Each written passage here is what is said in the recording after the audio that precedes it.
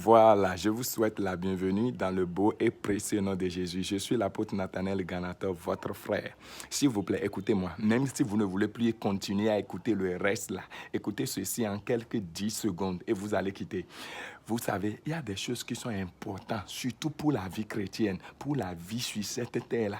Il y a quelque chose qui est très important. Et c'est cette chose que Dieu veut vous montrer dans ce message. C'est cette chose que Dieu veut vous révéler dans ce message. Il y a quelque chose que vous devez découvrir dans ce message. Et parce que vous ne le savez pas, l'ennemi vous a volé ça. Vous ne le savez pas. L'ennemi a utilisé les moyens, les ruses, tout ce qu'il a comme stratégie et méthode. Et il vous a volé cette chose de très cher. Très cher. Il te l'a volé et tu ne sais pas. Il te l'a volé. Mais dans ce message, tu vas découvrir cela et tu vas te lever maintenant pour récupérer cette chose, pour reprendre cette chose de sa main. Je t'invite à écouter jusqu'à la fin. Que le Seigneur te bénisse. Merci de vous avoir abonné à mes chaînes TikTok, YouTube et Facebook. Et si vous ne l'avez pas fait, je vous demande de le faire. TikTok, Facebook, YouTube, même nom, apôtre Nathanaël Ganator. Que le Seigneur vous bénisse. Allons, suivons ensemble. On y va. Et je suis resté à l'écran, les a regardé. Quoi? La maison de mon père? C'est dans ça, vous faites tout ça là? Et la colère sainte l'a saisi. Et il les a renvoyés tous. Il a renversé. Je prie que tout ce qui t'empêche de prier, que le Seigneur les renverse ce soir. Tout ce qui t'empêche de prier, tout ce qui prend ton temps de prière, ce soir au nom de Jésus, que Jésus les chasse. Je dis qu'il soit chassé.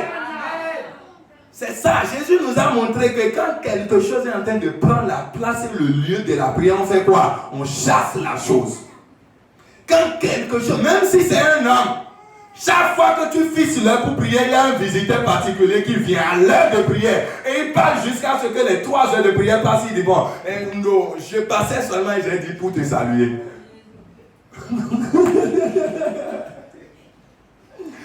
Demain, quand c'est l'heure de prière, exactement la même personne vient. Vous dites, je ne savais pas que tu es là, hein. Je veux te saluer. Et il va prendre 4 heures pour te saluer. Le jour où il ne pourra pas se déplacer pour venir, il t'appelle au téléphone, il est prêt à gaspiller son crédit.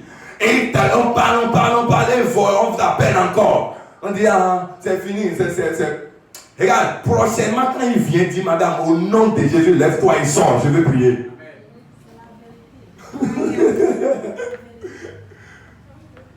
Lève-toi et sors, je vais prier. Ou soit tu restes là et je finis ma prière. Avant qu'on ne dise quoi. Jésus nous a montré que quand quelque chose veut te prendre ton heure de prière ou bien ton lieu de prière, chasse la chose. Chasse la chose. Et après avoir chassé, il a donné la raison pourquoi il a chassé. Personne ne lui a demandé, mais il dit, j'ai fait ça parce qu'on a dit, ma maison sera appelée une maison de prière. Mais vous avez changé l'objectif. Vous avez changé l'objectif. Et je suis venu restaurer. Je prie que ce soir, le Seigneur restaure ta vie de prière. Alléluia. Que le Seigneur restaure ta vie de prière. Et toute chose que le diable utilise, toute chose que le monde utilise pour voler ta vie de prière, pour voler ton heure de prière, pour voler ton énergie de prière, au nom de Jésus, le sang de Jésus l'enlève de ta vie. Le sang de Jésus l'enlève de ta vie. Nous devons restaurer l'autel de prière si nous voulons dominer. Nous devons restaurer le feu de prière si nous voulons dominer. Nous voulons restaurer le manteau de prière si nous voulons dominer. Alléluia. Amen. Alléluia. Amen. Le langage de prière doit être sur notre langue si nous voulons dominer. Nous devons être des femmes et des hommes de prière, remplis de feu de prière, remplis d'onction de prière. Alléluia. Amen. Et ce soir, je vois ta vie de prière restaurée. Je dis, je vois ta vie de prière restaurée. Amen.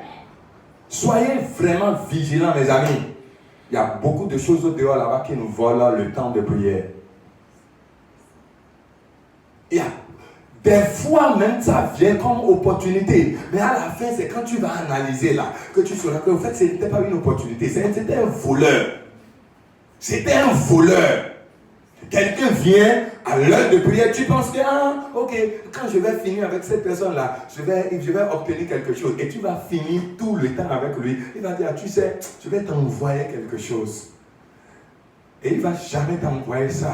Parce qu'il est venu juste accomplir une mission. Ce que tu aurais reçu dans la prière, il a volé ça. Et il est parti. Et au nom de Jésus, je prie pour toi. Toute stratégie que le diable utilise pour éteindre ton feu de prière, pour éteindre ton zèle de prière, ce soir, cette stratégie est brisée.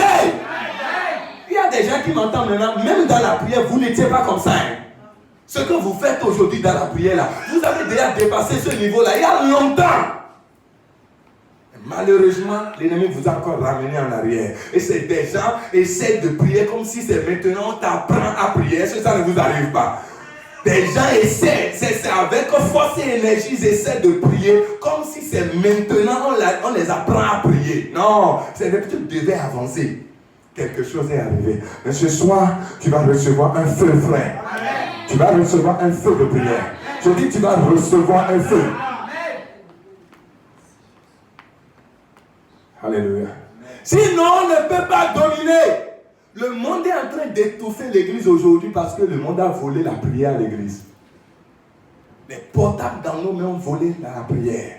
Les réseaux sociaux, TikTok, YouTube, et ce n'est pas quelque chose de tangible que les gens regardent. Si c'est au moins c'est quelque chose qui va t'aider que tu regardes là, on saura que tu es en train de faire quelque chose de bien. Il y a même des gens, Dieu leur a donné une bénédiction et c'est cette bénédiction qui a encore tué leur vie de prière. Il y a des gens, quand ils n'avaient pas télé, ils étaient fervents dans la prière. Mais maintenant qu'ils ont télé là, c'est fini. Ils ne prient plus. Qui vous a fait ça?